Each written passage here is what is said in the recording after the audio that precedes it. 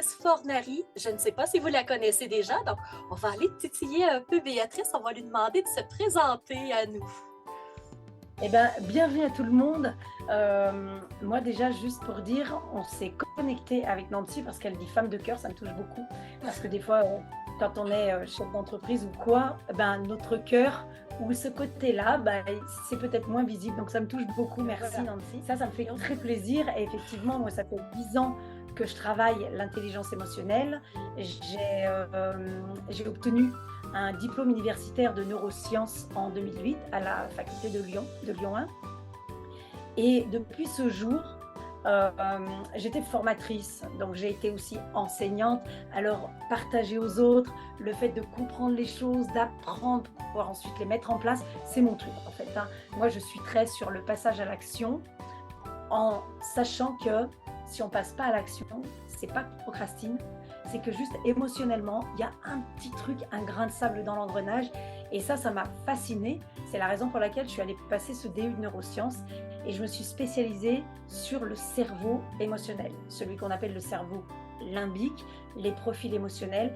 Qu'est-ce qui fait qu'à certains moments, il y a des choses qui nous mettent en frustration et on n'est pas confortable avec nos émotions. Et il y a d'autres moments, toutes les portes sont ouvertes et il se passe quelque chose de très agréable pour nous. Donc tout ça, c'est une construction qui s'imprime dans notre cerveau, dans des fichiers, au gré de nos expériences. C'est pas du tout complexe, c'est de la pure mécanique. Et moi, ça m'a passionnée. Et du coup, je passe ma vie en tant que coach et conférencière. Et aussi, je fais beaucoup de coaching d'équipe aussi, à permettre aux gens de devenir autonomes avec leurs émotions, de les apprivoiser, de les aimer et de se dire, ah oui, les émotions, c'est un vrai pouvoir. Et puis, si j'apprends pas à utiliser ce pouvoir et à savoir comment il fonctionne, à tout moment, il peut se retourner contre moi. C'est un peu comme les super-héros. Ils ont des pouvoirs, mais s'ils ne savent pas comment utiliser leur super-pouvoir, à tout moment, ça peut se retourner contre eux et ça peut leur faire très mal. Voilà. Donc ça, c'est un peu ce que je fais. J'en suis à mon 4e métier.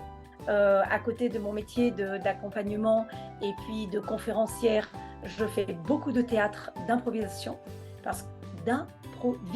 Donc vous, au Québec, vous connaissez beaucoup le théâtre d'impro parce que vous en avez été dans les années 70 vraiment grâce à vous, en fait, ça a pris beaucoup d'ampleur par rapport à ce qui existait aux États-Unis.